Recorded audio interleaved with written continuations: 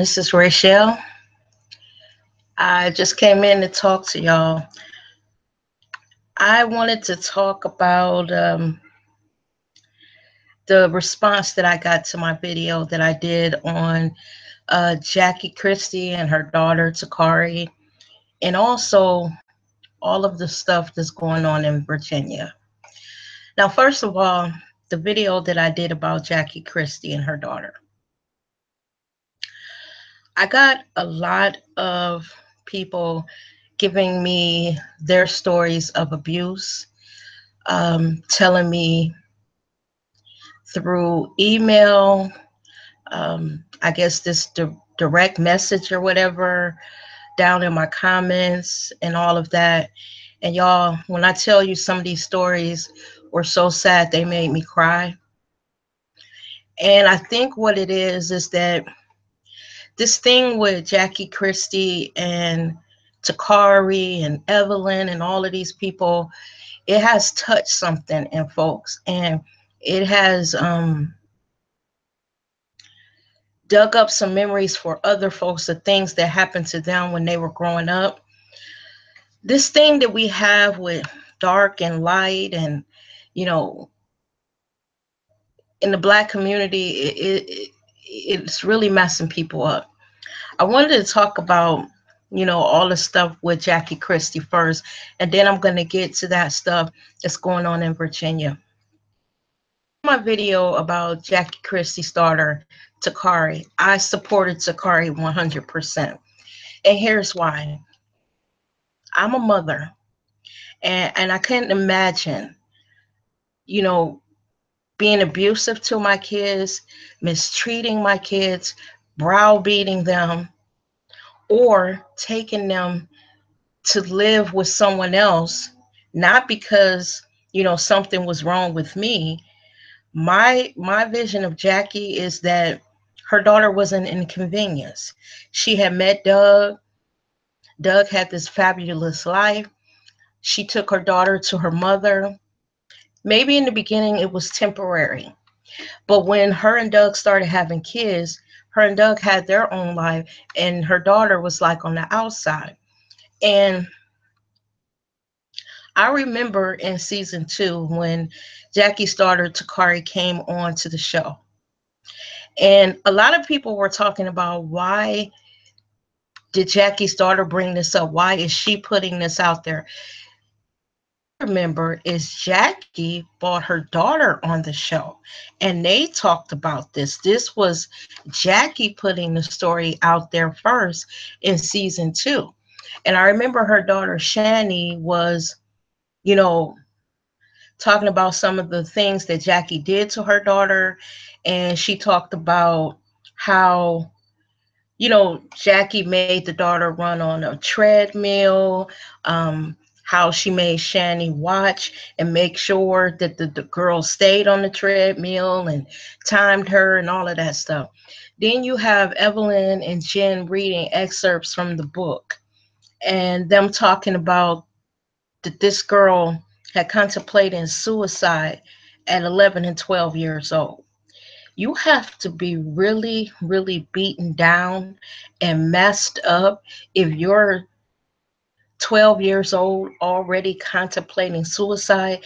And the reason why you're wanting to do it is because you don't feel like your mother finds you worthy. It is not even about being attractive or light or dark. It's that that she doesn't find you worthy. And then after that, you're shuffled off to your grandmother's and you live with your grandmother. Then you got Jackie on television, defending herself. Now, I don't say she shouldn't defend herself, but as a mother, I just don't see what her defense is, because your daughter is speaking her truth. When she was a child, she couldn't do it. But now that she's an adult, it's her turn. You did your dirt, Jackie, and now your daughter is telling what happened. I was so upset when I read some of my comments, and people were mad at the daughter. Mad at the daughter for speaking what happened to her. You know, um, I don't see what's wrong with it. That's just like a child that was sexually abused or physically abused growing up, telling their story. We don't tell them that they should shut up. We want them to purge. So why should a child that was, from what I see, mentally abused and then neglected? Because if this girl was shuffled off to the grandmother and Jackie never looked back, and then Jackie lived this life, had a home with plenty of bedrooms for this girl, if she wanted to bring her in the house, I just don't understand it. And then after I did the video, I got some of the saddest stories, y'all.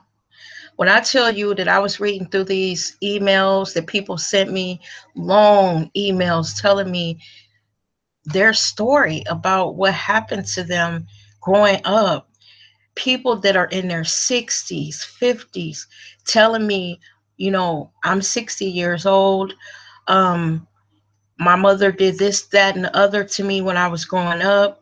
I'm still suffering the effects of it. I'm 50 years old. My mother treated me like a field nigga and treated my lighter skinned sibling like a house nigga. It's this stuff, y'all. We got to stop this. And then also, we got to stop protecting abusers.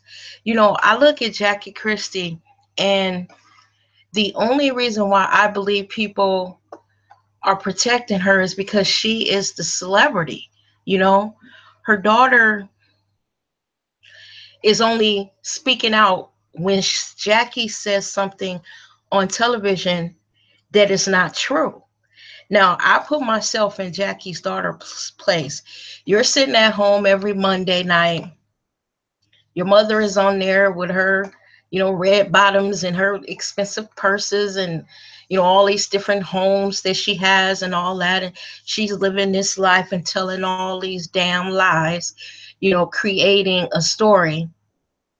I wouldn't be able to sit back and let her ass say all that shit either, especially if I know that the shit that she was saying was a lie. I wouldn't let her sit up there. So I'm with the daughter. Also, too, y'all, this thing with Evelyn. I don't even know why Jackie is mad at Evelyn. The only reason why she's mad at Evelyn is because Evelyn is on the show. Matt Barnes gave money. Other celebrities gave money. Everyday people like you and me gave money. Why is she not mad at them? Why, when she's talking about the people that gave money, why isn't she talking about everybody that gave money? Because from what I'm understanding, she got money from somewhere everywhere. Because when people start hearing her story and what she was asking for, let's face it, the girl was only asked for $3,500, you know, just to help with some household bills because she had lost her job. I just tell you like this. When I think about kids that are abused and what they go through and the pain and just growing up in that, it bothers me, y'all. I don't know. And if y'all would have read some of these stories that I got, it made me pause because I often joke that my kids are some spoiled brats. And I know that I did that because I love them. You only know that they're brats as they start growing up, and you start saying to yourself, you know what, I did too much because these bastards are spoiled. But I did it out of love. I could not imagine abusing them or mistreating them or neglecting them. I don't get it. And I got some color struck people in my family too. And I'm a chocolate sister. I got an uncle, y'all, that when I was in the seventh grade, I told this story in one of my videos. I was going to the seventh grade and I was nervous about going to the seventh grade. You know how you're little and you don't know what it's going to be like. And my uncle is 2 years older than me. So if I was in the seventh grade, he was in the ninth grade. So I went over to my grandmother's house and I was asking him, what it was going to be like and what should I do, blah, blah, blah. So what he told me is, When I went to school, if I saw him in the hallways, he wanted me not to say anything to him. Basically, he was like, he was popular. He was known for being well dressed and like the best dressed guy in the school. And that, he was light skinned and he didn't want nobody to know that he had dark skinned family members. And y'all, I'm 52 years old and I'll never forget that. And then I remember when I had my son, and I remember he looked at me and my son's father, my ex, and he was like, how did two dark skinned people get a light skinned baby? Now, mind you, y'all, this is my mother's brother. Okay. My grandmother has 12 kids, and they range from all colors of the spectrum. I got aunts that are light bright. I got all chocolate. I got caramel. They're all different complexions. This is my mama brother. He gonna ask me how two dark skinned people get a light skinned baby. And I told him, I said, you need to think about that.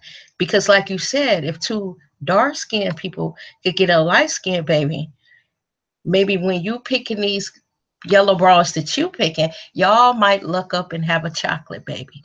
I mean, it's color, this colorism thing, it's like our families, and y'all know it is. It's crazy. It really is. I remember when my grandfather was alive. And now that I'm older, I wonder, was my grandfather doing this because he wanted to instill in me a sense of beauty? My mother started it by telling me, I was beautiful, that I had pretty skin, I had beautiful hair. She would always tell me, oh, I love your eyebrows. And when you put on makeup, I want you to play up your eyes. And I was 16, wasn't even trying to wear makeup, and my mother went out and bought me some makeup and was doing my eyebrows and all this stuff, and I wasn't even ready. I was such a tomboy, y'all. I was thinking, what is she doing? She was buying me all kind of little t-shirt and little bitty skirts and telling me I had big legs and I should always wear little skirts. And I'm sitting here thinking, this is my mother. But now that I'm older, y'all, I realized that what she was doing is she was instilling me a sense of self-pride. You're cute, you got this and you got that. And then I remember my grandfather telling me, and I'll never forget this, y'all. I love this man, even though he been gone since I was almost 30. He used to tell me that the black woman was the most beautiful woman in the world.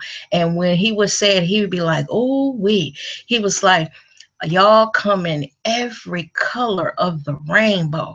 He was like, if a man wants strawberry, he can get redhead black people. If you want vanilla, if you want chocolate. And he just used to be like, I'm the luckiest man in the world. And I don't understand why we all struck on this color thing to the point where we're making differences in our kids. That shit is crazy, y'all. And then the thing of abuse in our family, you know, I think it's a lot of families out here that got crazy shit going on and they hide it and they don't want people to speak out. You know what? I'm gonna tell, if any of my family members are listening, I'm gonna tell y'all, some shit happened and I find out everybody in the country gonna know about it. Because when it comes to kids, the reason why Takari, Jackie's daughter, is talking out, speaking out, is because that girl is hurt. When it comes to kid, I'm not going to stand by and let some adult, protect the adult and the child suffer through. I got a family member that was molested as a child. And when she told, kind of like the Monique story, the person that molested her was her stepfather. And when she told, she was sent away to live with someone else. The stepfather moved out for a little while and eventually she came back. A little bit after she came back, the stepfather was allowed to come back into the home. And then not only that, the mother had more kids by the stepfather.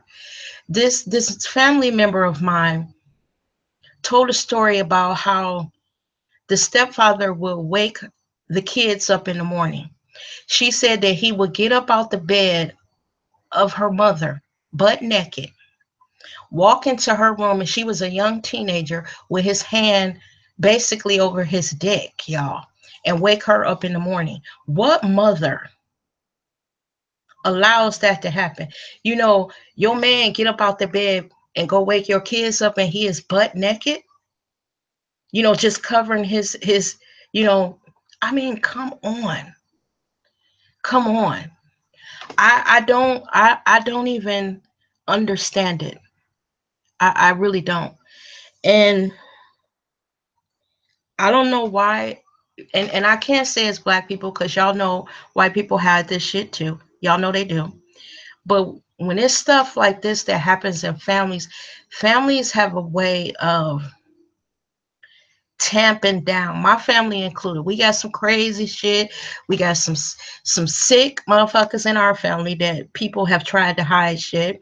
We got, people that ain't right, that ain't wrapped tight, that family members be acting like it's normal. And then you know how as you get older, you say shit like, Uncle Junior is not just a little odd. That motherfucker needs psychiatric help. But the family, describes him as being a little odd. Families have all kind of stuff going on. And getting back to Jackie Christie, she bought that on the show. If any of y'all are true blue, what is this, not Real Housewives, y'all shit, Basketball Wives fans, y'all remember season 2 when Jackie bought her daughter on the show. And what was that girl Govin? Her is her last name. I don't remember her first name, but anyhow, that girl sat down with Jackie's daughter, Shani, and Shani told everything. Was telling how Jackie mistreated her sister, and how Jackie was not a very good mother to any of them because she was so busy running behind Doug all over the country and all over the world. And that's another thing, y'all. These mothers that is so busy trying to keep a man that they not taking care of their kids. I can't get with that either. Because men come and go, but your kids, you can't mess them up. I mean, what you do or don't do affects them for the rest of their lives. Now, y'all, what I say is, I guess I'm an expert. I got a son that's almost, I keep joking with him that he's almost 31 years old. So I got 30 years of experience being a parent. And then I got a 22-year-old. So as a parent, I can look at my kids and I can clearly see, even as adults, where I made mistakes, where, I should have taught them this one or this lesson or this, because as adults, you see, once they grow up, you kind of see where as a parent you didn't do a good job. Now, I'm not saying that my kids are bad or they're criminals, but both of them is a bunch of brats. They're two brats. They're both a little mouthy. They're both kind of disrespectful sometimes. Sometimes I look back on when they were younger and I was the parent that was the one that talked to them. Their father was the ass kicking one. And when he was alive and we were together, I always used to protect them. He would be like, Rochelle, they need the asses whooped. And I would be like, no, no, no, no, no. But now that they're adults, you know what I be saying, y'all? I be saying to myself, I remember that time when he wanted to fuck you up. I should have let him. But I was the parent, like, no, don't hit him.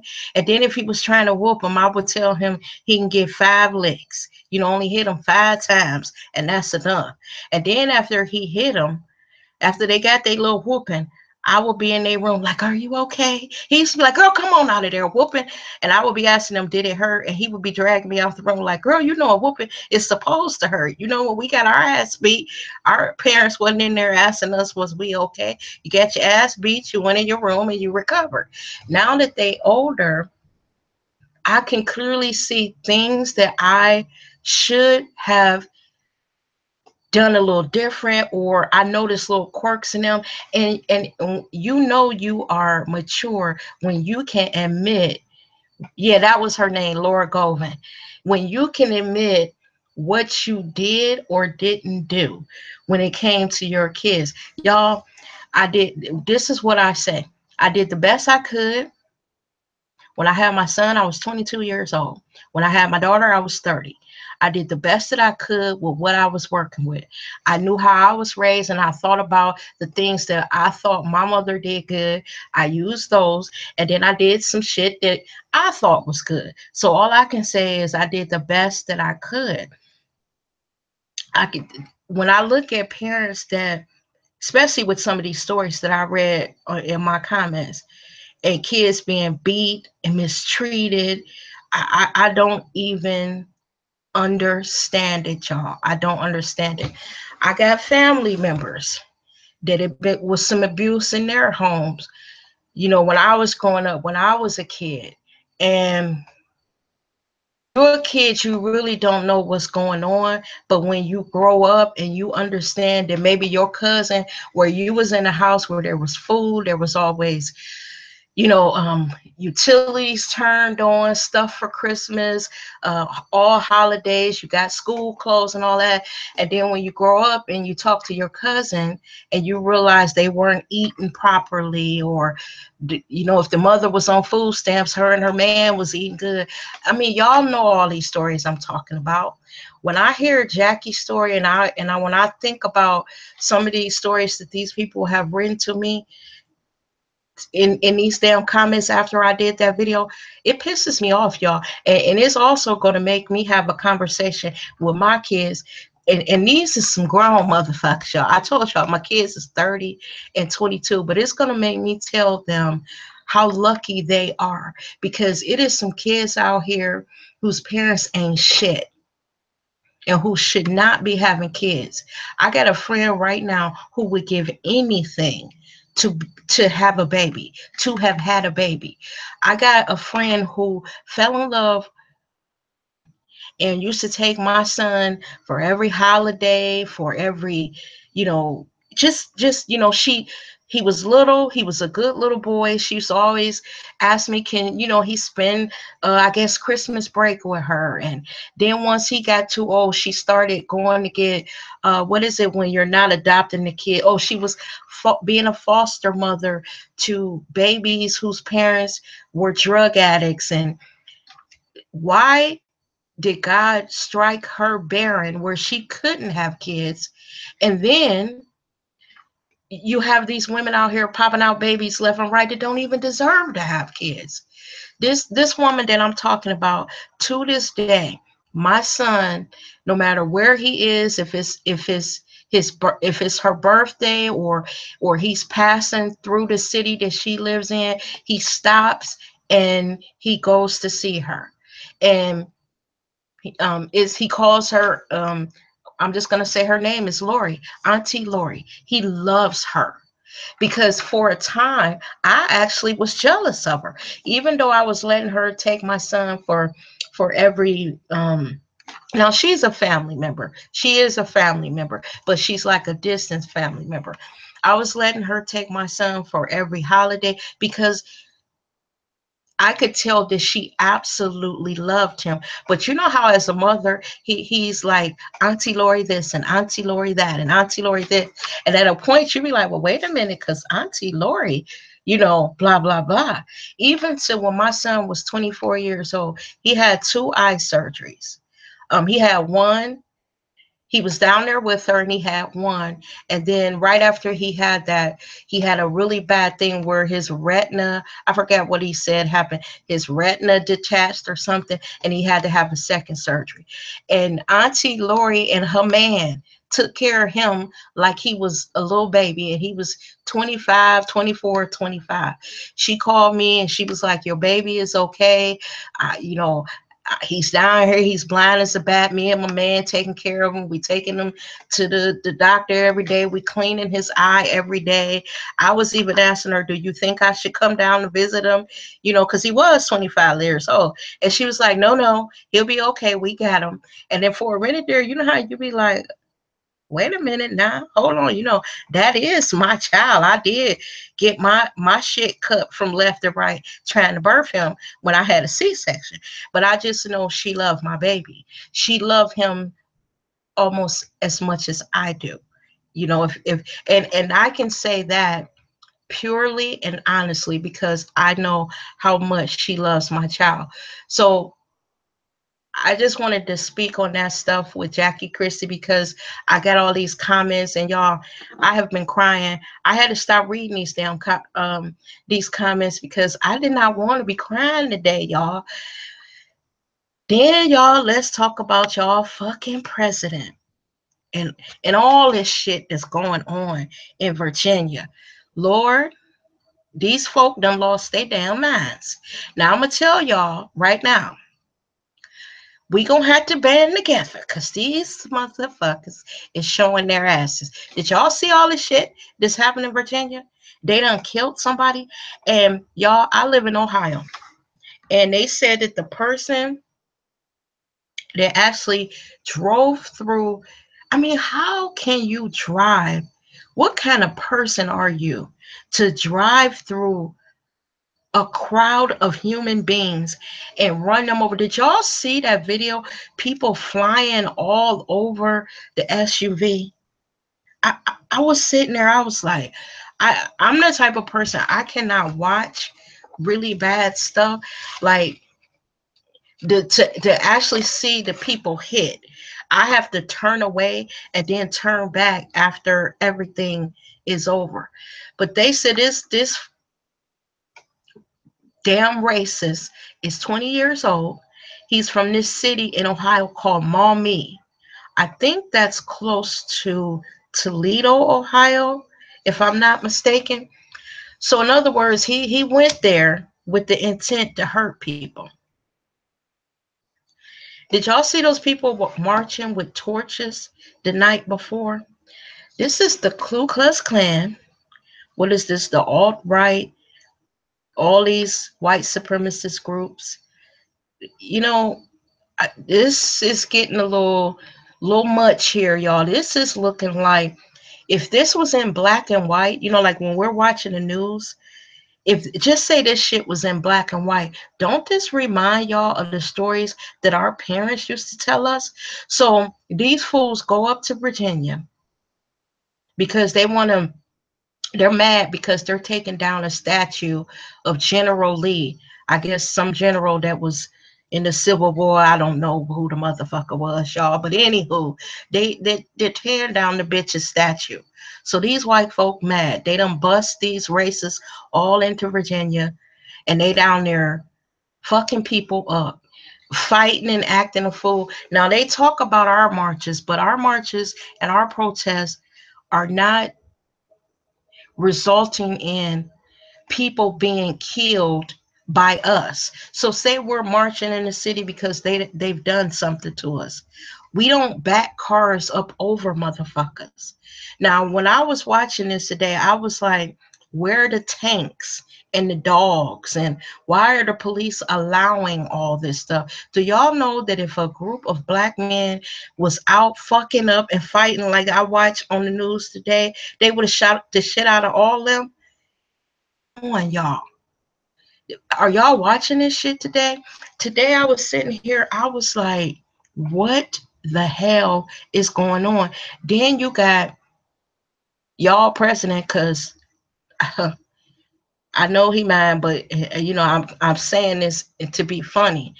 But he gets his orange ass on television.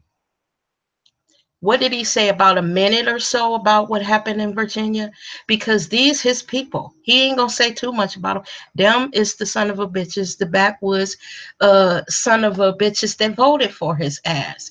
And I was sitting there watching it and I was like, what is he talking about? He's sitting here shaking hands with them veterans that was behind him. And I was like, this motherfucker is just he a joke. He a joke. And you know what? They're never, I really don't think they're going to impeach him. So we need to get that. Now, let me just put it this way. If they impeach him, I'm going to be surprised. They are slap happy, as my grandmother would say. This is right now, it's at work. They ain't saying nothing. But they sitting up watching television now. They trying to act like they clutching their pearls and shit when they see all the shit that Donald Trump is doing. But secretly, they're happy. Every time he says we're gonna take our country back, they happy than a motherfucker. They so happy Barack Obama's out of office. I remember when Barack Obama had came into office, and I had went to work. This white lady asked me, "Why is his lips so black?" I was sitting there thinking, you know what? You bitch. I think I had said I thought he was handsome or something. Because let's face it, Barack Obama is my age. So I thought he was cute. I thought he was kind of handsome. Something about him. He got a little something about him that, I'm like, oh, okay. And she was like, well, he looks okay, but his lips are black. And I wanted to say, we just had a retarded president, Bush, his simple ass. You talking about him? Come on now. And then the way they talked about President Obama and his wife and his kids and all that. Now we got this man in office who is he act like him and his family, y'all, they act like mobsters to me. He Yeah, Barack Obama did have swag. He really did. It was something about him. Let me stop talking about him because y'all, I know he married and everything, and you're supposed to have respect for the president, whether he's past or present. But he did have a certain swag about him that I found very attractive. But anywho, this y'all, when they inaugurated this bitch that they got in office right now, that night, if y'all would have been over my mother's house, when I tell y'all would have been crying, laughing. My mother and her sister was on the phone, and they were so distraught. I couldn't even stay in the room with them. I went in the living room, and I was just listening to my mother. My mother had her sister on speaker. Y'all, even when I think about it now, they had me cracking up.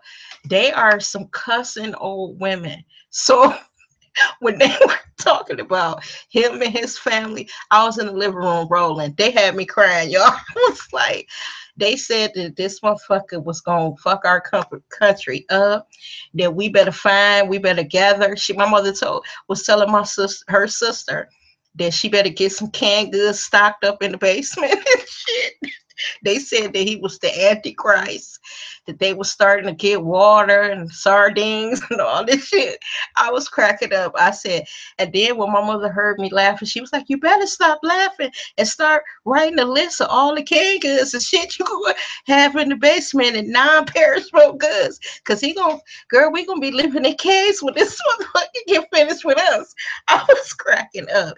But y'all, she wasn't far off. My mother was like, they trying to get us back. My mother don't even believe they trying to get back to the 60s. She believed they trying to go back to the 30s and 40s and shit. She was like, girl, black people ain't even gonna be able to walk down the street. But y'all, I'm kind of believing these old folks because shit is getting bad.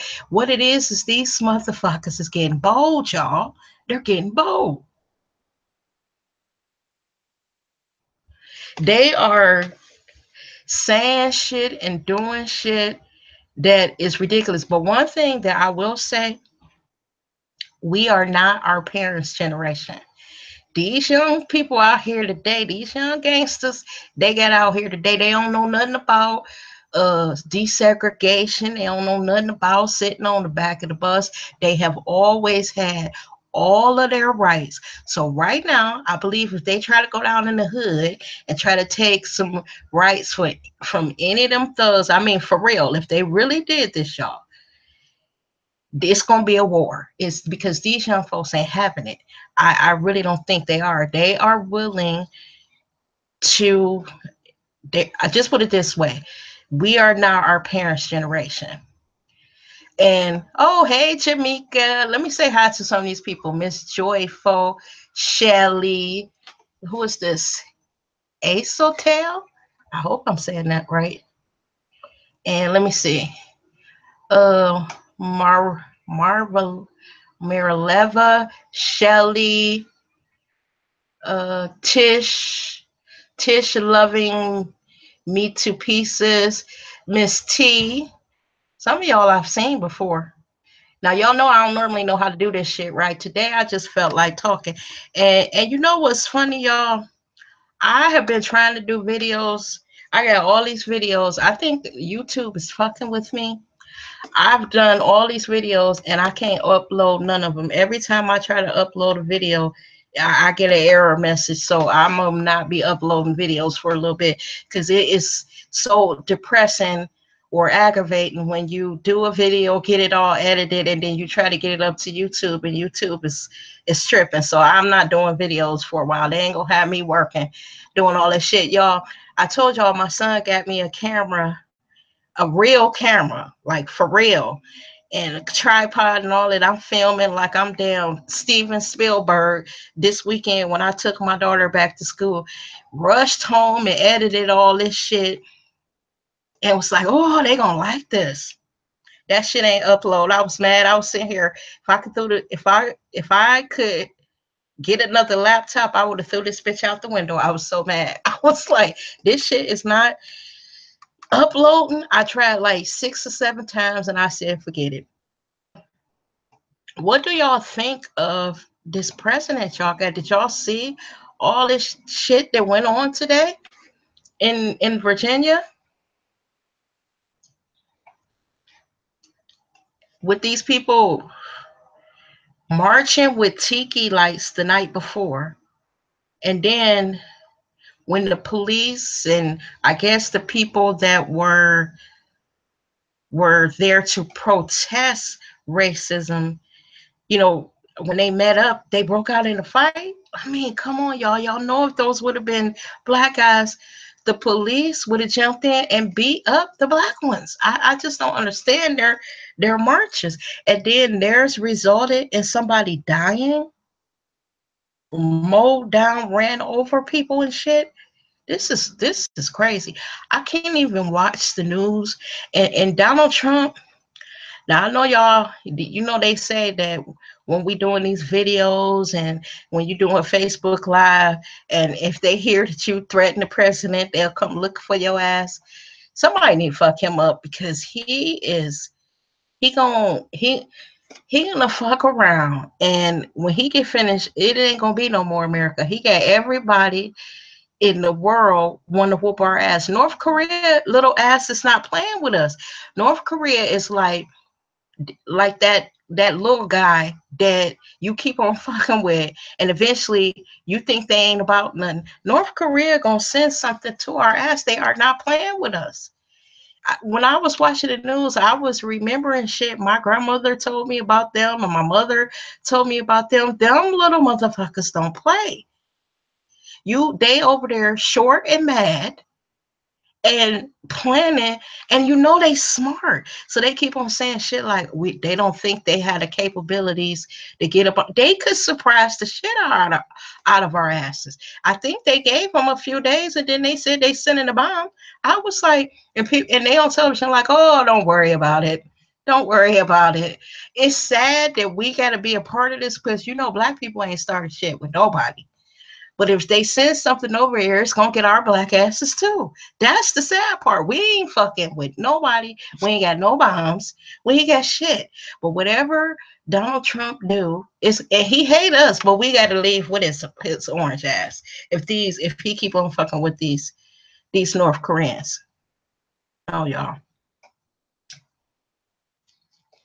this is a weird time in America, and I never even dreamed that I would be watching television and the president that we have is so. Now let me just say this. All the other presidents, even Bush, I disliked Bush, but I didn't hate him. I disliked, and I lived through Reagan, y'all. I disliked him, but I didn't hate him. But Donald Trump, I actually hate him. Do y'all know that I don't, and I think I said this before, I do not watch any speech that he does. Now, y'all don't think I'm crazy when I say this, but I actually think the bitch is the Antichrist. And I believe that when he is speaking, that he is sending subliminal messages to brainwash motherfuckers. So I don't watch nothing. He is not accidentally gonna get me. Now, talking about putting chips in people's hands and shit, it's the beginning of the end. I'm not getting shit. I was asking my kids, I was like, I was doing a test with them. I was like, so, my daughter about to graduate from college next year and everything. And I was like, so Amber, if you got a job and they was paying you all this money, and I mean, it had excellent benefits. I mean, it was the job of the century. You've been wanting it. And they asked you to get a chip put in your hand. Would you do it? And she said no. So I was like, one of them got sense. Then I asked my son, because you know how money hungry boys are. I said, well, young men are. I said, I asked him, I said, Scott, same thing. You get this good job. It's the job you've been waiting for. You're doing good. They're paying all this good money, excellent benefits. And then they come to you and say, you got to get a chip in your hand. And he was like, no, ain't no way. Did y'all watch when those people were getting the chips put in their hands? I was sitting there thinking, did you read the Bible? Did you ever go to Sunday school? I mean, anything, even just because, just say you don't believe, you heard before about the mark or something, would you be like, say, well, you know what? I might not believe this shit, but just to be on the safe side, I'm not getting this shit in my hand. These bitches was lined up to get the mark in their hand. I was sitting there like, are you serious? I was like, that would be my last day of work. I'll be at work showing my ass because soon as, hold on, soon as they was like line up, I'll be getting, erasing shit off my computer where I've been browsing the internet. I'll be packing my desk up because I knew I was leaving. I'll be at the end of the line. There is a no fucking way that I'll be getting no damn chip. Because I was sitting there thinking, okay, so they said the chip, it allows you to let yourself in the building. It allows you to sign on to your computer. It allows you to take your dumb ass down to the cafeteria and buy your lunch and all this shit. So one day I was sitting here like, so if it allow all that, just say you at home and you want to call off. You know how we do, y'all. You be at home, you wake up, you look outside. And I don't know what state y'all in, but I live in Ohio where in the winter it'd be pretty bad. It's cold as shit. You wake up one day, you look outside, you be like, shit, I ain't going to work today. It's snowing like a motherfucker out there. You call off. You at home laying up, watching the view, chilling on your day off that you done called off. You go back to work the next day. Now you tell them when you call off that you're sick and you can't come in. You go to when you got this goddamn chip in your hand. You go to work the next day, your boss call you in their office, be like, so you was sick yesterday. Now you got they goddamn chip. And they was like, the chip say that you was fine. And you was at the mall with your friends, See, I don't trust that shit because if it's doing all that, what all else could it be doing? I'm not getting no foreign shit in my hand. I mean, when I heard that, I was like, are these people crazy? And then I sat up there and watched. It was like, how when you're at work, I don't know if the jobs y'all have that they had that blood mobile come to your job and you give blood and all that stuff. Well, it's like a little needle, and they said that the chip was about the size of a grain of rice. And they just inserted it. The people were lined up. They were taking pictures of themselves getting it. I was sitting there thinking, that's the mark. Ain't no fucking way. I'll be fired. Because after I can finish cussing folk out about what I ain't about to get in my hand, they be like, pack your shit and leave now. And I'll be like, thank you, because I'm not getting it. Be done slap somebody on the way out for even asking me to get that shit. But you know what, y'all? This is This the world that we live in today. And I'm just telling y'all, if y'all got kids, first of all, if y'all got boys, watch out for them. Every day my son leave out of here, y'all, I try not to worry, and I try not to constantly be telling him, be careful. If the police pull you over, do this, don't do that, say this, don't say that. It is exhausting. But one thing that I think that we better, all jokes aside, we better be careful, because the president that we have now, I don't think he mean us no good. And I think by the time his 4 years is up, we gonna be kind of back like maybe in the 70s. I don't think he gonna take us all the way back to the 60s in the 50s.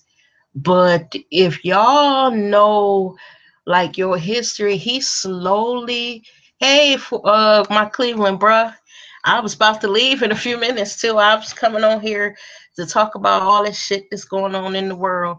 Well, you're not in the world, in the damn United States with your damn president. I keep saying y'all president because he's not mine. I didn't vote for the bastard. And when I heard that he had won, I damn near passed out. It was we are going back. I think when he get finished, y'all, we gonna be back in the 70s. He gonna throw us so far back. I don't think he can push us all the way back to like the 60s and the 50s, because like I said, I don't think this generation having that shit. They not, hey man, how are you? Because I can't upload a video. I don't know what YouTube doing. They probably know I got ulterior motives. They saying block this short heifer. Don't let her get no videos up. The one video that I had did that really wouldn't upload is the one about Donald Trump. I was talking all kind of shit. I was in my element, y'all. To show you I was talking shit. You know how long that video was? Damn near an hour. I was talking and I looked up. I said, damn. I must have really been upset. This shit is an hour. And then what's funny is when you're doing videos, you basically talking to yourself. But I guess it got good, and I had talked all about him. Went to upload that shit, and nothing would upload. So it probably was because I was talking about his orange ass. But I was just saying that watching all this shit in Virginia. Y'all, we gotta, as black people, for real though, if we have never paid attention before, right now in America, color, it's almost like Trump is pumping these folks up, and something is don't feel right in the country now. It just something don't feel right, and it's a little scary. Like I was about to say, every time my son leaves here, I'm worried for him. He lives on one side of town and he works on the other side of town.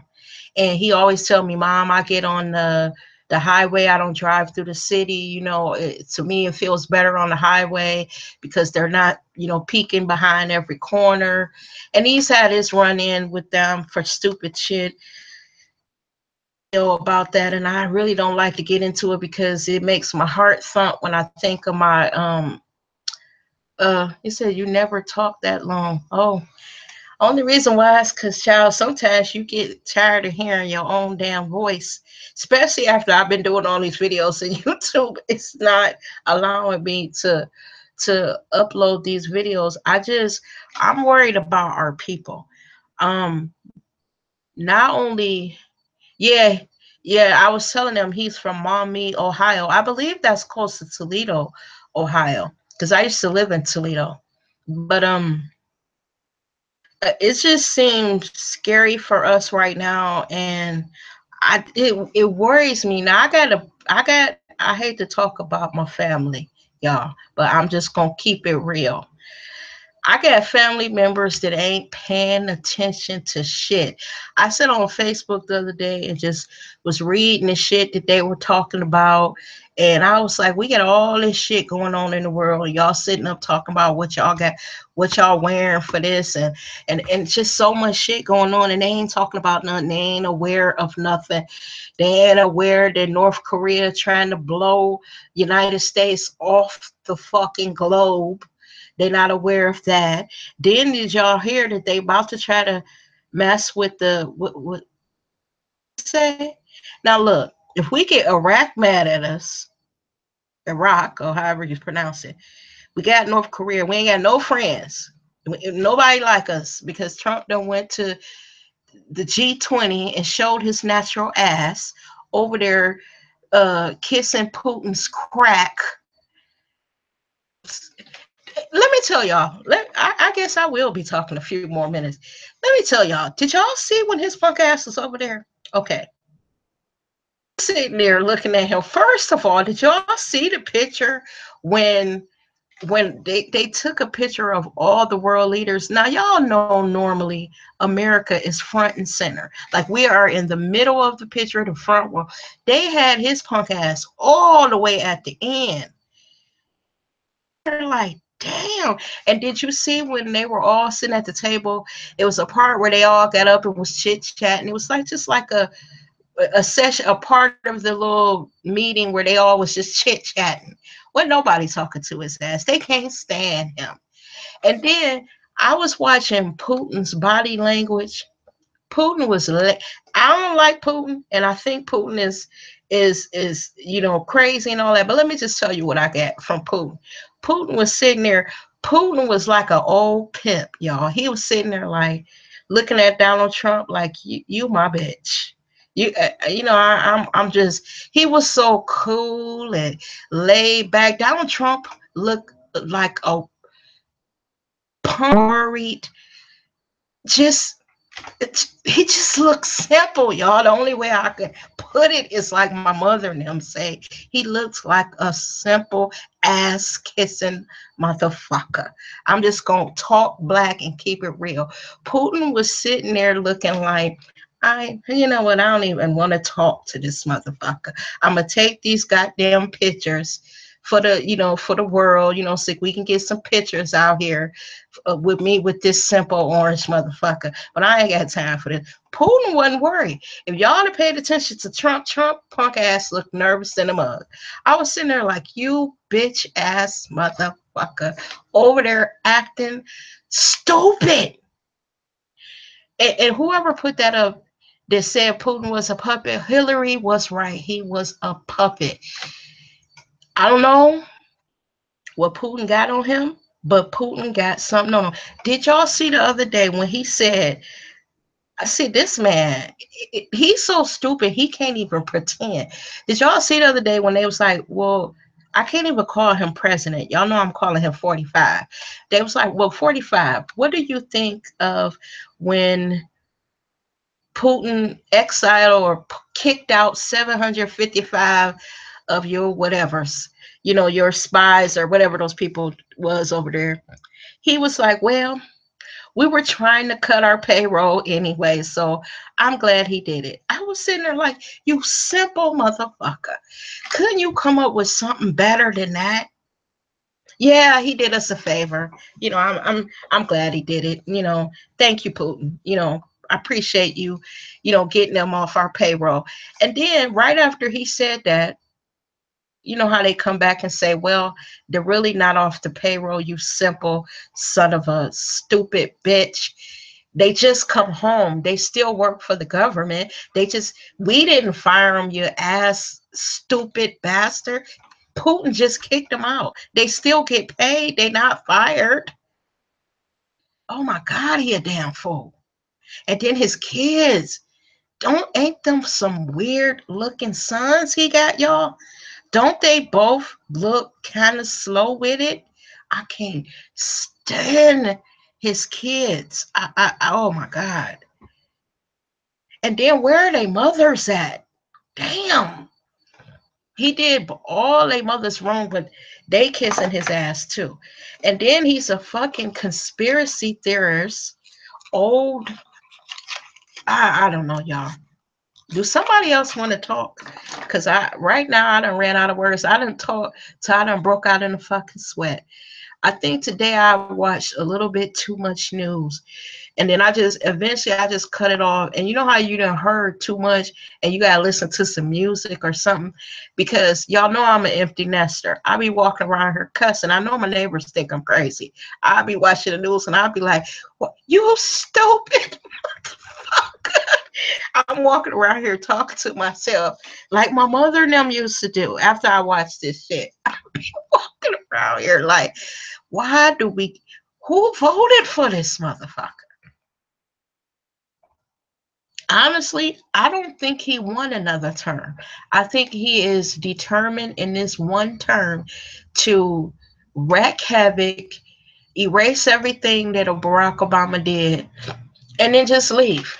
And then we, I don't even know if we want to impeach him from, because from what I hear, the guy Pence is even worse than what he is, if you can even imagine that.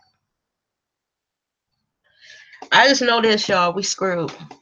And we better stick together. I don't know what city y'all live in. Uh, we, you know what? We ain't gotta separate. They already separated us. The only thing we do really is we go to work because we got to work. But we come home to our own neighborhoods. Well, I can't even talk because where I live at, it's a whole bunch of them. Uh, and sometimes I'll be sitting by the window and I'll be like, let me lower my voice for they. I look out and be a cross burning outside, y'all. I better shut the hell up. I done told y'all where I kind of live. Y'all don't hear from me for a while.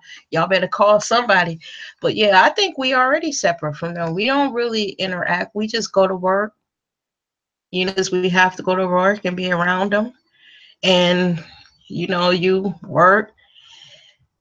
And sometimes I'm at work and they say shit. I'm not one of those people that they can say shit and then get away with it. I talk. I say stuff right back to them. But you got to know how to do it intelligently where they walk away and be like, "Did that bitch just tell me off?" You know, like when I was younger, I used to fly off and be cussing and be about to lose my job. I don't know if y'all watched that video where I told y'all about how my boss yelled at me and I flipped out at work. Now, DJ Wolf, you should probably really love this story. I work downtown in Cleveland, and we got this building called Key Tower, and I had this white boss, and it was one of these where she tells you, I need to talk to you. And she told me to go back in the conference room. You know, she gonna sit down and talk to me. So when we were back there, she was getting all smart. And you know how you like, hold on. You talking to yourself in your head. And you sitting there like, okay, I know I need this job, but I'll be damn if this bitch gonna keep talking to me like this. So I was sitting there for a long time and you know, trying to hold on, keeping my lips shut. She running her mouth, and eventually, I just couldn't take it no more, y'all. I said, "Let me get up right now," and y'all, this is true story. All jokes aside, get up. Let me go to this door. Let me leave. Because if I stay in here one more moment, I'm not going to be responsible for what's going to happen. And back then, I probably was about 35 years old, still kind of young. So she running her mouth. I get up, go to the door, and I said, her name was Valerie. I said, Valerie, I'm gonna leave now because if I stay in this room, I'm gonna say something that you know I'm gonna regret. I go to put my hand on the door. She yells at me. When I was walking to the door, she told me to get back over there and sit down. Now, y'all, I just told y'all I was like 35 years old. My mother didn't even talk to me like that at that age. So I put my hand on the door. She yells at me. When I tell y'all that something in me snapped, now I know y'all think I'm joking, and I know y'all think I'm being dramatic when I say this, but I wasn't. I heard the Congo drums from Africa. beating all in my fucking head. Next thing I know, somebody threw a phone across the room and tried to hit that bitch in her head. And then I realized it was me that threw that phone across the room. I don't know what happened. I couldn't hear it. Felt like I was underwater. Now, when she called me in the back, she had called my friend back there too. Now, my friend was yelling at me. She was like, Rochelle, please calm down. She was like, you about to get fired. Don't do it. Just calm down. And I was sitting there thinking, well, I'm gonna whoop this bitch's ass before I leave. It was bad, y'all. I've never acted like that in my life. And even when I think back to it now, I'm ashamed. But she had it coming. Y'all, that ain't the worst of it. So all I remember is she kept on saying shit. Next thing I know, now y'all heard that I said we were in a conference room. Now, you know, normally in the conference room, there is a conference table. The next thing I know, I told y'all I felt like I was in Africa. So my limbs and stuff were really limber. Next thing I know, I ran and jumped up on the fucking conference table. Because at that point, she knew I wasn't playing with her. So she had ran to the other side. I'm telling y'all this shit. When I think about, I hope my kids ain't watching this. So I jump up on the conference table. She running the one end, I'm running the other end, running, trying to catch this bitch. I was gonna leap off the table on her back. Now, y'all, I've told y'all before, I'm not even 5 feet tall. I'm barely scraping 5 feet tall. This woman was about 5'11", but I did not give a damn. I was trying to fuck her up. She running off to the other end. I'm hollering and screaming, froth coming all out my mouth, foaming all at the lips. I told y'all that my Africa had came out. I was running up and down the conference room table trying to catch this bitch. And I happened to run past the mirror and see myself. And then right in the middle of running, I stopped and I was like, what in the hell has she driven me to? I leaped down off the conference table. The drums from Africa started to recede. And then I was thinking to myself, oh shit, this bitch about to fire me. I said, I don't care. I at least had to clip her with that phone. The phone didn't hit her like in a square in the middle of her forehead like I wanted to hit her. It hit her like on the side. So I was felt good about that. I said, well, at least she'll have a little knot tomorrow. So by that time, she was like, Rachelle, I guess she could tell I had calmed down. And she was like, I can see that you're upset. I'm upset. I think we need to take a moment. And she asked me, now look, y'all, she asked me, could she walk out the room? I guess after that bitch had seen me running all over that conference room table, she was scared. So what I did is I went to the other side of the room and I told her to go ahead and leave out the room. I had to get myself together anyway before I left out because I was in there throwing. Y'all, I not only threw the phone, I threw everything that wasn't nailed down in that damn room. Everything. When I tell y'all I fucked that room up, I fucked it up. Now, after it's over, I was waiting for her to fire me. So I was like, let me go downstairs. At the time, I was a smoker. So I went outside. I was pacing. I stayed out there about a half an hour, smoked about 4, 5 cigarettes. While I was down there, this guy that I work with, he came downstairs. He was looking at me. I guess I had started crying and stuff. Not crying because I was getting fired, crying because she made me go out of character. So he came downstairs. He was like, Rachelle, you okay? And I was like, not really. You mean like I done showed my motherfucking ass. When I tell y'all, I call her every kind of bitch. I told her what all I was gonna do to her. I told her I was raised in the hood and I will beat her white ass. I was trying to now listen what all I told her. I said I was down here trying to act like I had some goddamn sense. Bitch, but today ain't the day. You fucked with me on the wrong day. You know how you been waiting to tell her all this shit and finally you get to tell her. So y'all can imagine what all I said to her. So I'm down here smoking.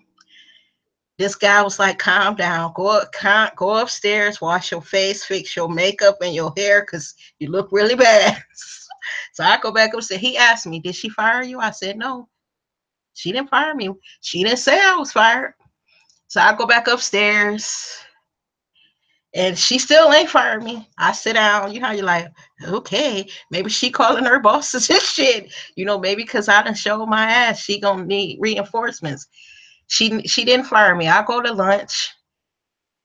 I'm in the lunchroom and I notice as I'm walking through the lunchroom, all the black people looking at me like, yeah, you know, they smiling at me and stuff. So I get to the register and I'm ringing up my little lunch. And the black girl that was ringing up my lunch, she was like, we heard that you beat up your boss. And I was like, what? And she was like, yeah, you know it is. That went all over the building, girl. I said, how y'all know? They was like, girl, you was in there hollering and screaming. Everybody in the damn building heard too. They said we heard glad. They said it was glass breaking. I'm telling y'all, when I say I threw everything that wasn't nailed down, I fucked that room up. I'm surprised they still ain't looking for me. But what it was is she was one of them bosses that just she just, it's like they gave her some power and she got drunk with it and she thought she could talk to you any kind of way. And I guess that just wasn't the day for it. And what was funny, y'all, is about a month or two after that, it was time for raises. And they had told us that, you know, they're, because I used to work for American Express, and this was right after September 11th. So they was telling us that they didn't have a lot of money because, you know, of the slowdown of the airlines and all this bullshit. So everybody wasn't going to be getting no raise. So I had just consoled myself till I wasn't getting a raise. So when I got my paycheck, I was like, well, wait a minute, I did get a raise. So I was like, well, maybe American Express was able to pull through and we all got raises. So I went back to work and I was telling everybody, I was like, so we did get a raise? And they was like, no, girl, we ain't getting no raise. And I was like, well, I don't know about y'all, but I got one. So they all started laughing and they was like, Rachel, you mean to tell me after you done threatened and tried to beat that white woman up, she gave you a raise? So y'all know I was the only one in the office to get a raise. So after that, I was in there acting a fool, y'all. It was ridiculous. When I knew she was scared of me, that's when I was younger though. Now I'm not like that now. After that, when I knew she was scared of me, you know how now you know, you be like, oh bitch, you're scared. I wasn't trying to be to work on time. If she told me to do something, I did it when I felt like it.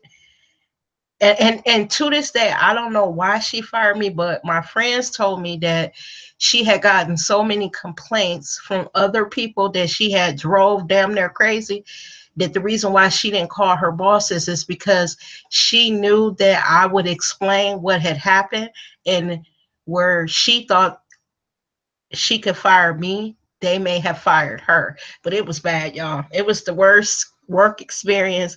Well, I don't know. When I think about it now, I don't know if I would consider it the worst, because she didn't fire me, but it was, she just made me go totally out of character.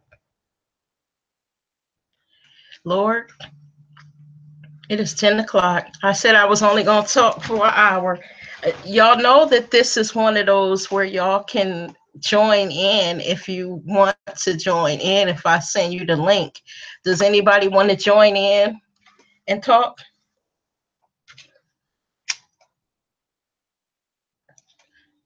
I guess not. What cities are you folks from? I'm going to put what city I'm from. Hold on. I'm not typing good.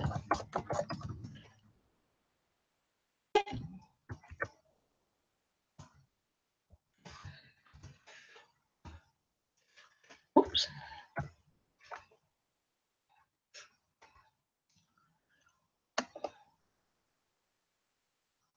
Somebody said that they live near Virginia. Do any of y'all live near Virginia? Oh, she's from Detroit. You're right next door, girl. Shelly. Oh, somebody is from Virginia. I hope y'all be safe there tonight. Ebony from Baltimore. I've been there before. I've been to your Inner Harbor. I've never been to Michigan. Y'all better band together. They coming for us. They gonna have us back on plantation. Well, this they plans. Girl, I'll be living in Canada for that happened to me. Do I feel all whites are bad people? Let me put it this way, and I'm gonna say what my grandfather told me.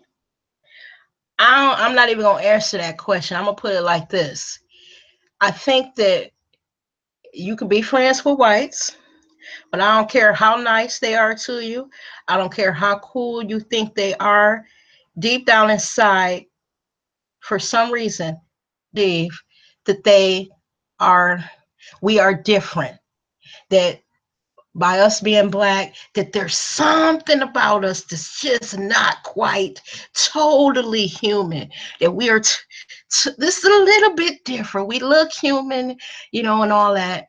I think they think they're better than us. And I'm going to say this, every job that I've had, I've usually been the only black or one of my daughter told me don't say it like that. She says it this way. She said, I've been the only chocolate chip in the bag. Normally I'm the only chocolate chip in the bag, or it may be two chocolate chips in there with me. And some of the questions that they feel so comfortable asking us, it's just ridiculous. I remember one time I was at work and this white lady asked me, did black people get static? You know how in the winter when you walk and you go to touch something, you on a carpet and you touch it and you get shocked, or you got a little static. She asked me, do black people get static cling? I was like, you know what, look. Or we change our hair and they want to touch it and all that kind of dumb shit, asking us stupid questions and all that. So I'm not going to answer whether all white people are bad. The question is, do you think all black people are bad? Do you even think we're human? William Ross, answer that question, because I'm not about to be answering these stupid ass questions. I think you are a descendant from some really bad people.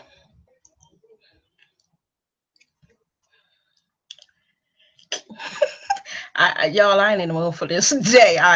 Usually I'm in a happy, jovial mood and fun loving and all that, but not today. Let me just do something that's gonna make me feel so much better.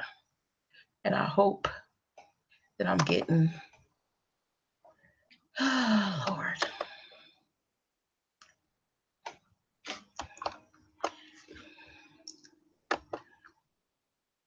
Did did anybody else want to answer that question? Today might not be the day for me. I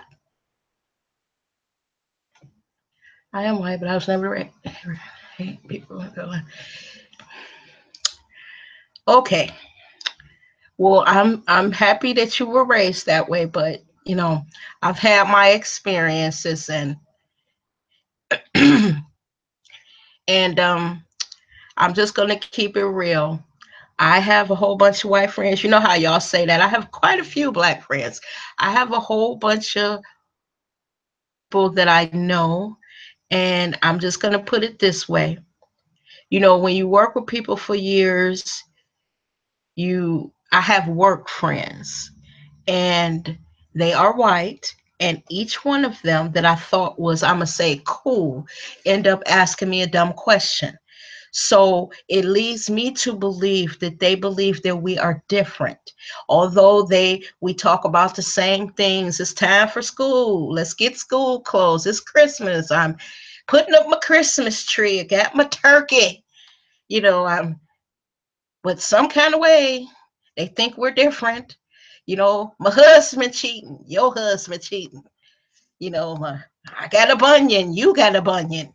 I mean, some of the shit that, and I'm sorry, William, you just happen to be here for the bullshit tonight, but I've been watching television. I don't know why y'all think we're different. I don't know what you think created us that, well, I'm not going to say you specifically, but I just have had, instances, and don't get me wrong, because if my white friends were sitting here, I think they would be shocked to be hearing me say this, but they disappoint me. But I don't ask them dumb questions like, why do you got those lights running through your hair? I don't ask them dumb questions. If they come to work with a different hair color, yesterday she was a brunette and today she's a blonde, I don't give a damn. But if I come to work one day with some braids in my hair, I do not need to be, for you to be, oh my gosh. Well, how long, Rochelle, did it take to braid it? Okay, is that a weave or is that your hair? Oh, okay. Wow. You look so different. And then if I come to work on Wednesday and I got straight hair, why are you asking me? I don't care.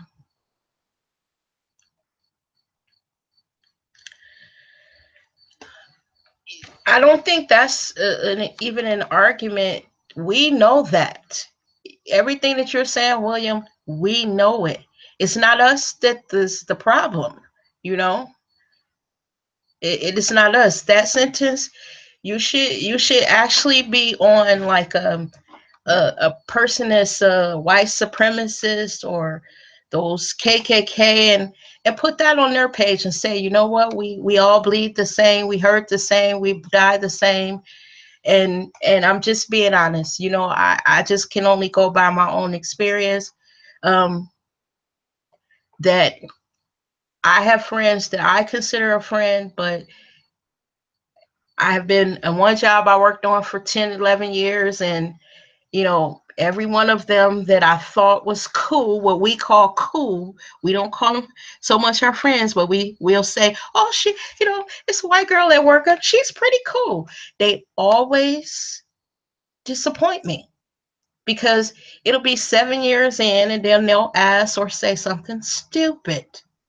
And you're like, okay, well, alrighty then. My grandfather always said that no matter how cool you are with them, they just don't think that we're quite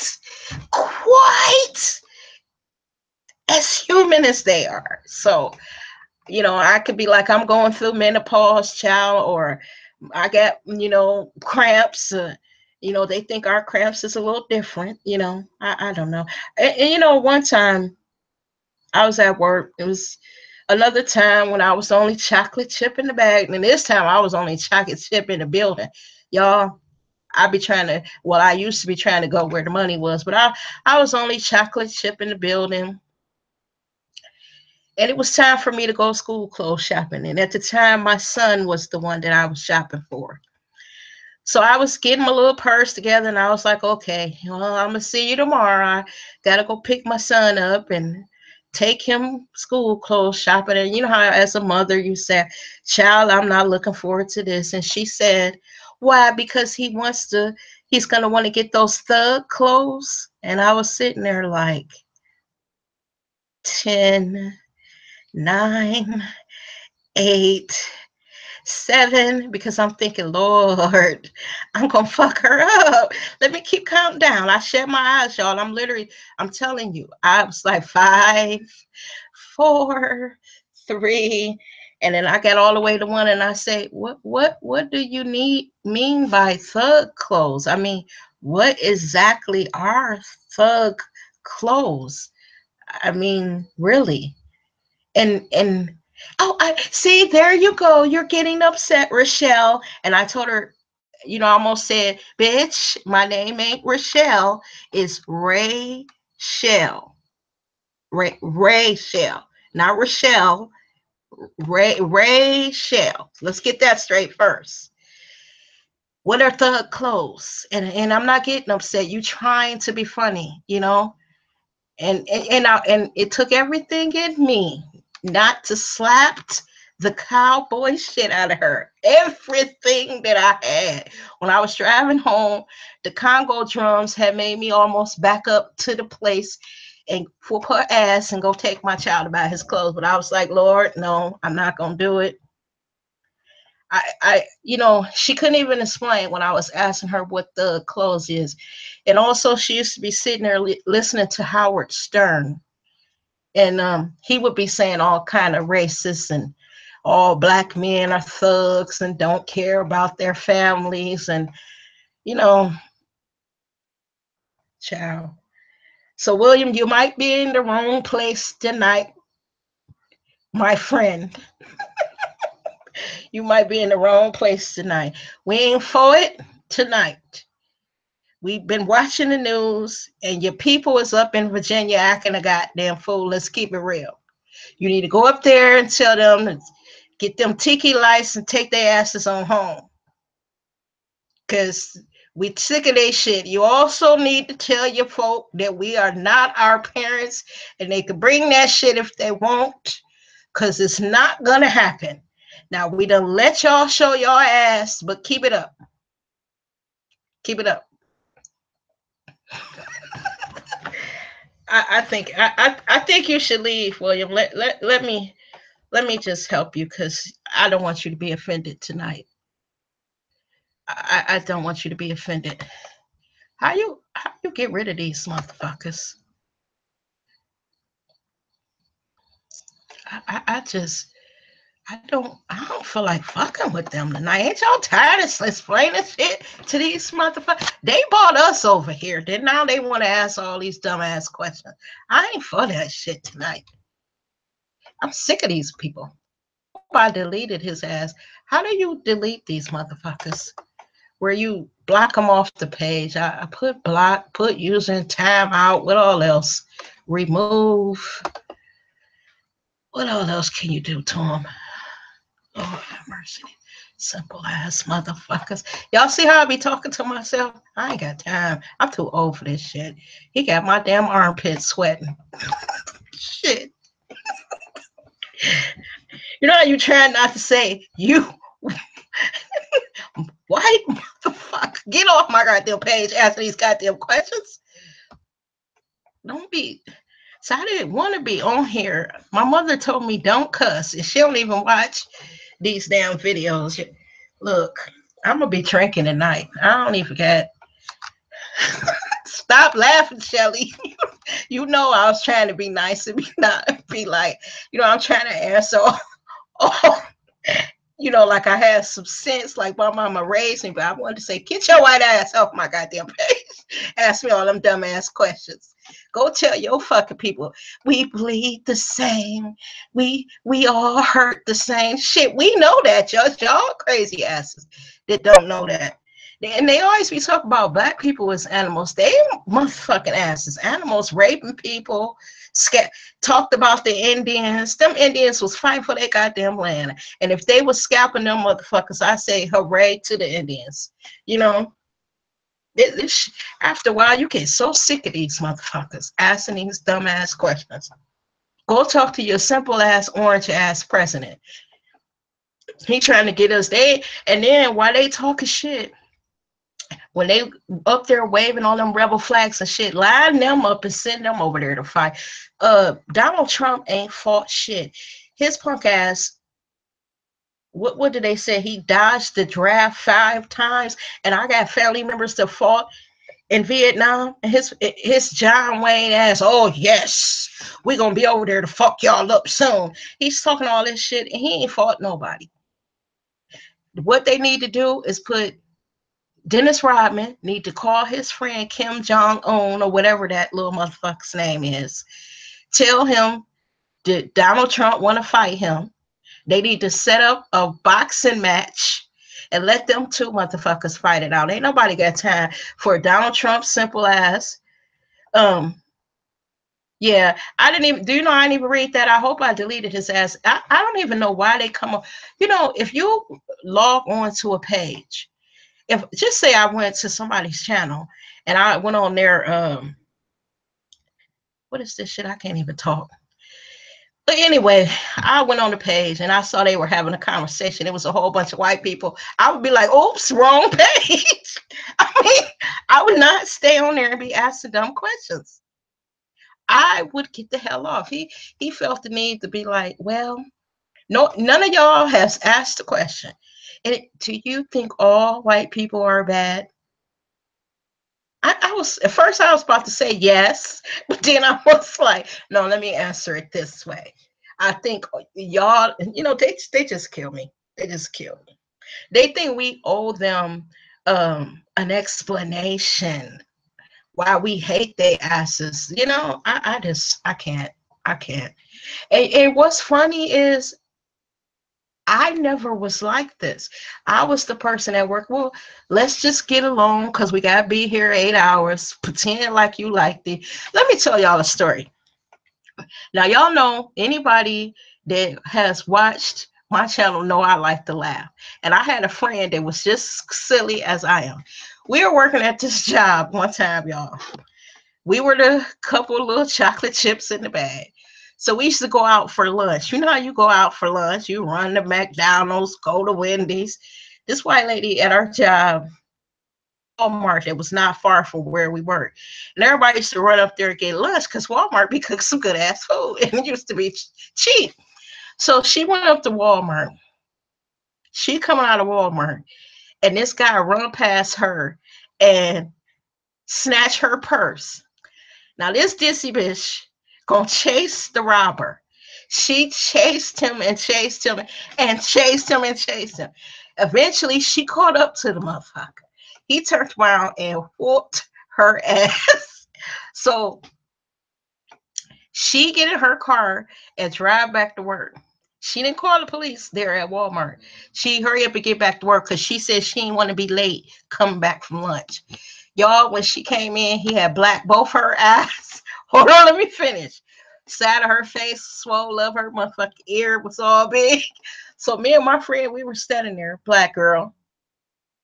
So when she came back to work, we were like, oh my God, what happened to you? So now here they running to get her water, rags and shit, the cold compresses while they waiting on the police to get there. So I gotta talk like her, y'all. That'll make the story funnier. She was like, I was up at Walmart and this son of a bitch came and he stole my purse and I chased him. So me and my friend, we were looking at each other and I was like, I can't look at this bitch because when I look at her, I'm gonna be laughing. So we was like, you chased him? Yes, I did. I chased him. And we were sitting there, two black girls, trying not to laugh. We was like, was the purse real expensive? Like, did you have a Birkin bag or something? You had some important shit in there? Why you chase him? And so she was like, I just said the son of a bitch took my purse. So that bitch chased him all through Walmart parking lot. When she caught him, he was like, whoop, whoop, whoop, whoop, and fucked her up. I couldn't take it no more. I was like, if I ask her another question, I'm gonna be on the floor rolling. Cause when I tell y'all both her ass was black, now I know this ain't funny. It's sad that guy, he snatched her purse and everything, and she chased him and he whooped her ass. I was sitting there thinking, bitch, you chased him? I mean, look, through Walmart and some young guy run past to steal my purse. He can have it. I'm not about to chase him. And then she said she didn't chase him for a little while. She chased him for a long time. I guess I'm picturing the purse snatcher. He kept looking behind. He was like, this bitch is still chasing me. So eventually he probably stopped and he was like, hold on, I'm gonna wait on this hoe. And I don't even normally talk like this, but I'm on the road tonight. I don't know what the hell is wrong with me. So he waited till she caught up with him. He was like, I'm about to give her what she want. He blacked both her eyes, swole her lip, her ear was swollen, everything. Now, what's she gonna tell the police? I mean, when we went out in the hall, we couldn't even barely make it out the room to get to the elevator. Me and my friend was on the floor rolling. He was cracking up. And I said, you hear her? She chased them. Y'all know black women don't chase robbers. So while me and my friend waiting on the elevator, we on the floor rolling. We can't even stand up. This white lady come out because she just in there. And she know we just heard the same story. She said, clutching her fucking pearls. I can't believe you two are laughing. I said, I can't believe her dumb ass chased the motherfucker. She deserved to get her ass whooped. I couldn't help it. I said, if the robber got away, why the hell would she chase him? I said, all through Walmart goddamn parking lot. Do you know how big this goddamn? And she chased him out of Walmart parking lot, y'all. Like, this bitch is still chasing me. He put her purse down and he waited for her because she said he was hitting her with both hands. I was like, I know that that's wrong, but that was the ass whooping she was asking for. You do not chase no damn purse snatcher. Why would you do that? And I guess and when we get, by the time me and my friend went to lunch, the white lady had went and told all the other people in the office, because remember I told y'all me and my friend was the only chocolate chips in the bag. So when we got back, you know, they was mad at us. And another time they was mad at us. Y'all remember when Michael Vick had she said bop bop bop. Y'all remember when Michael Vick had fought them dogs? Well, when you work, I was in the travel industry, and we always have televisions because we got to see what's going on around the world, so we'd know where to find these motherfuckers. So we was watching the news, and it was right when Michael Vick was getting convicted and all them stuff. The white people was in there crying and shit because he had fought dogs. So by that time, it was about 5 chocolate chips in the bag. So we was all standing there looking at each other like, I cannot believe they is convicting this boy for fighting dogs. You know how white people is about they damn dogs, they animals and shit. I was sitting there like, nah, this shit is ridiculous. So they was mad at us. They was like, so you don't think that he deserves to get some time for fighting the dogs? We was like, no, not when y'all be fighting chickens and shit. No, we don't. We don't think so. And they just be killing me. They think, and right along that time, do y'all remember when that guy in Texas, they had chained him to the car and drug him all through, left but a couple chunks connected to the car? Now they wasn't crying when that happened. Like they were standing there with their lips all tight and shit when they were telling the whole story about that. But when they heard Michael Vick had fought dogs, they were standing there crying, y'all. Like, oh my God. Oh, Jesus, that's horrible. Just horrible. Those poor animals. Oh, Jesus. I was sitting there like, Lord, if I could just fuck one of them up real quick. But we had to play it off and just stand there and look stupid. And that's why the next job I said, I got to be working around black people because I just cannot take these white people no more. And that's why now I will be working from home because I can't. Hold on, y'all. I had to close this window. We don't want these because I told y'all I live in a townhome community with a whole bunch of white folk. I told y'all in this town it ain't no black side and no white side. It's just a whole bunch of white people. But yeah, these white people is crazy nowadays. She got bop bop bop. Yeah, they. The only way I could say is he fucked her up. He fucked her up. Even when I think about her face now, that shit. Whoo, me and my friend was rolling. It took everything in me. I'm not gonna lie. I was standing there and I started because I got a silly sense of humor. I said, "You chased him." I did. That son of a bitch had took my purse, and I'll be damned if someone will do that to me. I was like, that's why he beat your ass when he caught you. And my mother was like, "Who, Rachel? You wrong." I said, "She's stupid. She's stupid. There's no way, y'all." So I done broke out in a sweat after that William guy. I guess I did boot his ass from this page. I'm asking all them damn questions.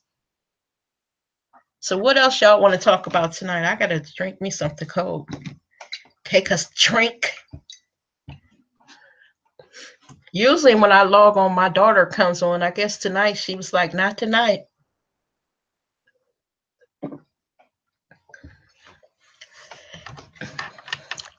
She said, hell no, Walmart is huge. I'm reading some of y'all comments.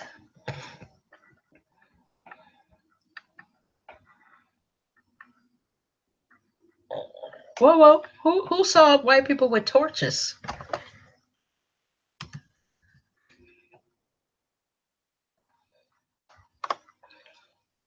You know what it is, y'all? They got somebody in the house, in the White House now, that makes them feel comfortable, makes them feel that they're right. And I just don't understand why they think this is their country. I really don't. Wait a minute. Hold on. Who is this? Oh no, we gonna have to get rid of this swastika. Hello. Peace. Oh hell no.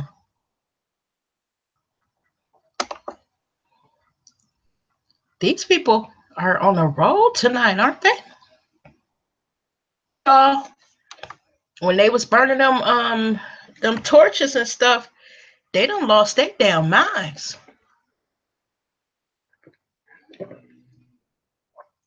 I'm telling you, if they get to acting crazy in your city, you better do like my grandmother said. She said y'all better be stocking y'all canned goods and stuff. No, that was my mother. That was my mother and her sister. Because they feel, like I said, Donald Trump got them done lost their damn minds. But one good thing, they think our men won't protect us. They think that we won't band together. You let us be at home and see a whole group of white people walking down the middle of the street. You know they ain't coming for no visit. Imagine like if you were visiting your family members that live in the hood, and y'all sitting on the porch after y'all done just got finished barbecuing, everybody chilling, kick back, and all of a sudden you see a whole group of white people walk down the street with torches and shit. Oh, I can picture back in the neighborhoods that I grew up in. See, that's what I'm saying. I don't know how they find our pages to come on and troll. And why would you want to waste your time? Their pages trolling. I really don't care to hear what they got to say. I thought they didn't like us. Why they over here bothering us? This is ridiculous. So what else we talking about, y'all? Where did DJ Wolf go?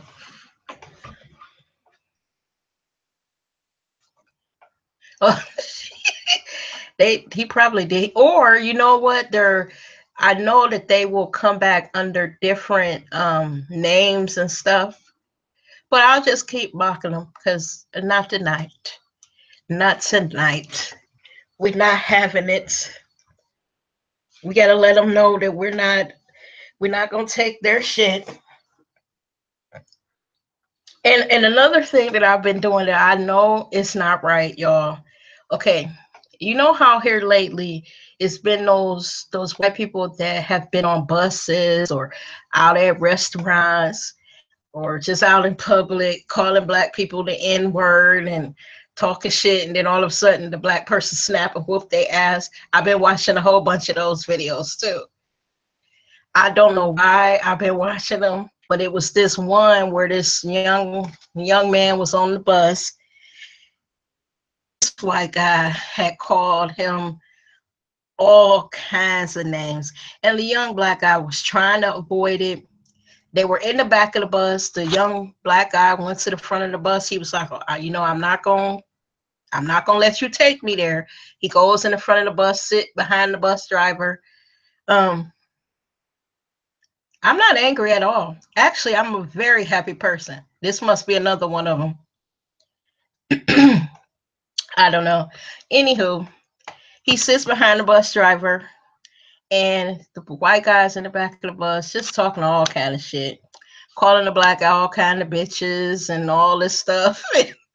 And eventually, the white guy kept on telling the black, "Come on back here, come on back here, you little bitch, you're scared. Just get off the bus." With all he was gonna do to him, and I think he called the black boy one too many bitches.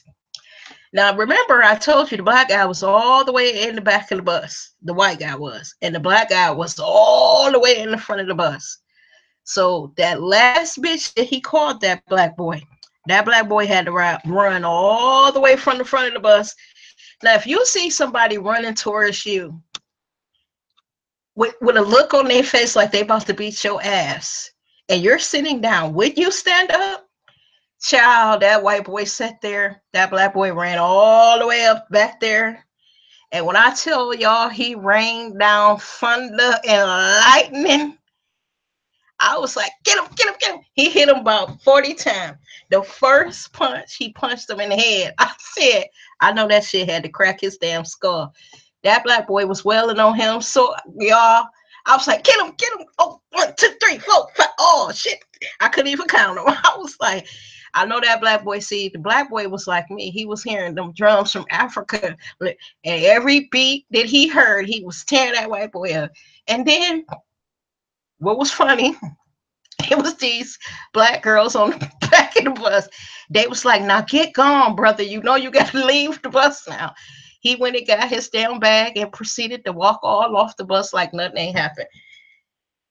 Why that white boy gonna say call the police? Now, after he done and, antagonized that brother, called him all kind of bitches and you punk ass this and I'm gonna beat your ass and blah blah blah.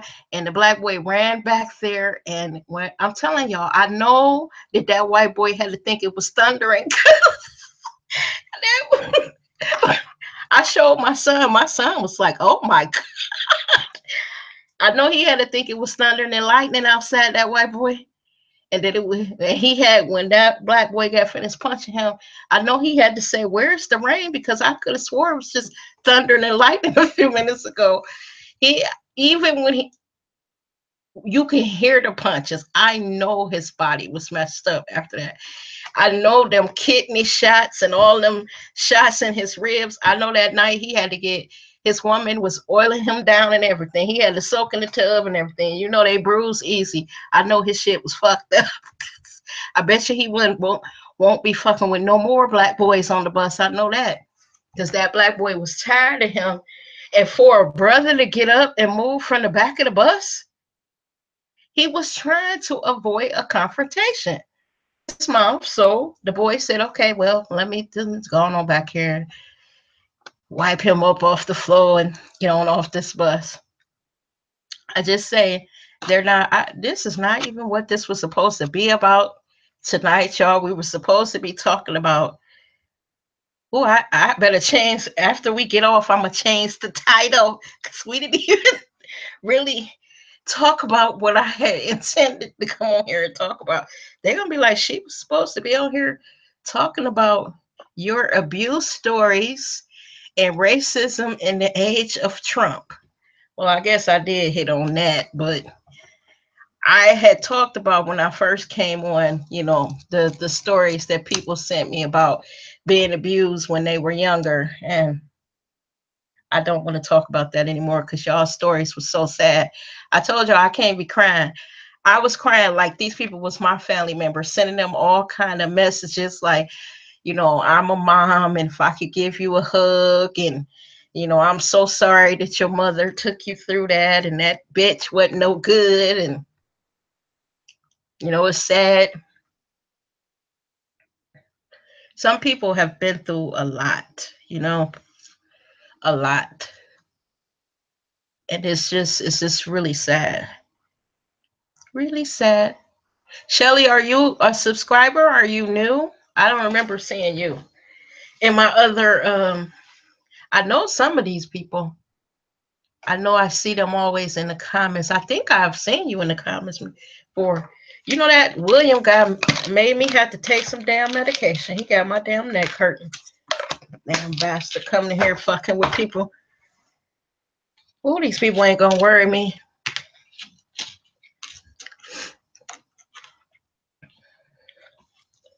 They like antagonizing us. That's what that William was doing tonight, trying to get us riled up, you know.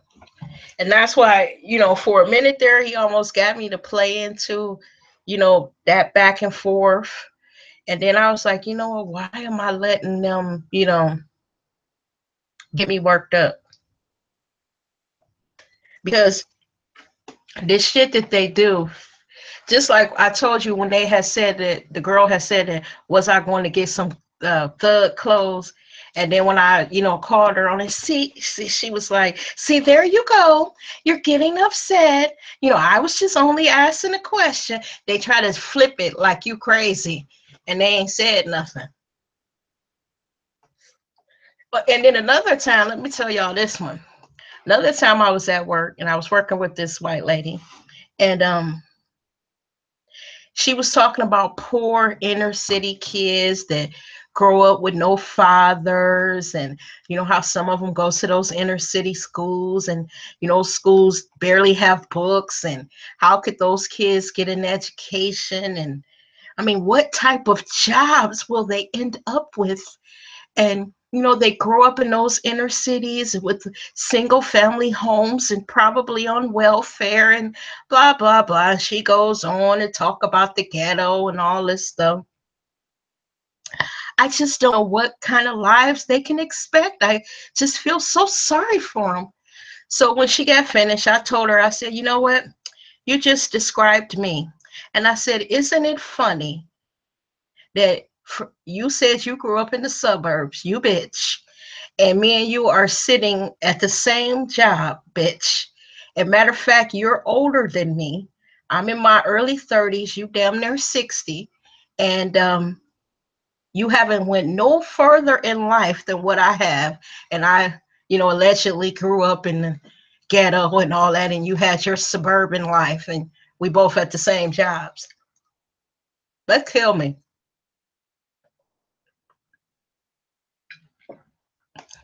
She was red faced and all this. See, there you go, getting upset. I was like, no, I'm just telling you that, here's a success story. You talked about poor little ghetto children and who grew up in those inner city schools, and where do they end up in life? And I said, they end up sitting right beside you, bitch, in the office, you know, with your old dried up ass. No, I ain't say all that to her, y'all. Y'all know I ain't say all that, but I did let her know in no uncertain terms will she be talking about my folk, because you never know who you talking to. Oh, who is this? I hope this ain't one of my kids trying to be like, because every time I get on one of these, one of my kids bop in, and then I have to try to change my speak, because they'll be like, Mom, you're embarrassing us. And I told them, look, I didn't tell y'all to listen to me.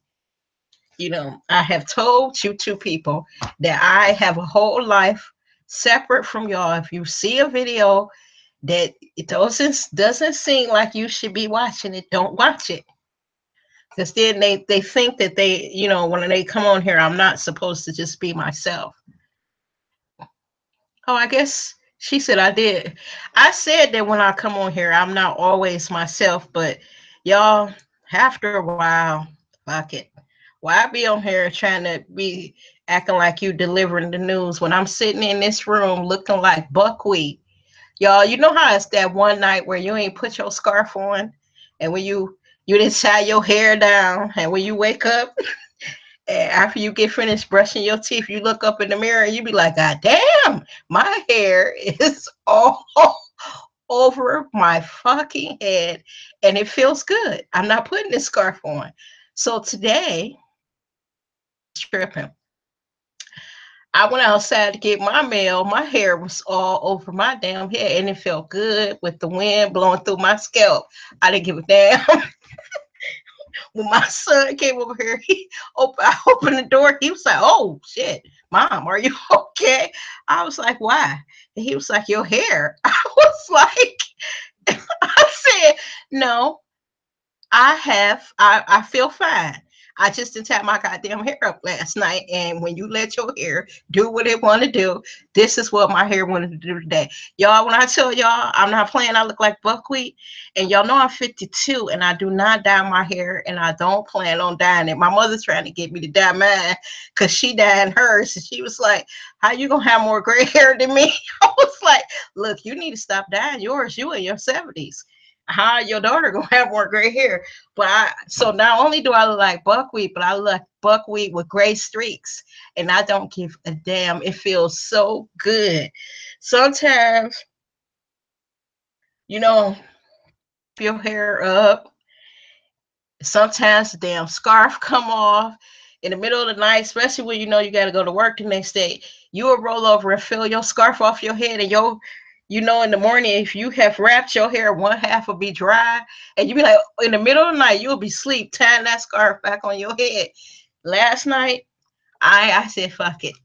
Tomorrow is Saturday. This is what I was saying last night. I said, I don't give a damn if my hair is standing up all over my damn head.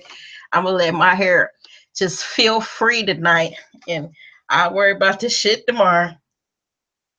But it's been real talking tonight. I just felt like coming on here chit chatting with y'all, but I have got to go take a shower because it has been hot today, and I was determined not to turn on my air. So as you can imagine, not only am I looking like buckwheat, but I'm getting a little fermented now in this heat because I am a woman of a certain age. I would like to come in on Saturdays and do this when I don't have nothing to do. I thought other people were going to talk, but y'all are shy and nobody else wanted to come in and talk too. So I am going to get out of here. Thank all of y'all for showing up and laughing with me tonight. And y'all be safe because you know these white people out here, as y'all can see, fucking with us when we ain't fucking with them. Y'all stay safe for y'all city. And if y'all see some white people come down the street with some torches, whoo, y'all better call Pookie and them because this shit ain't funny.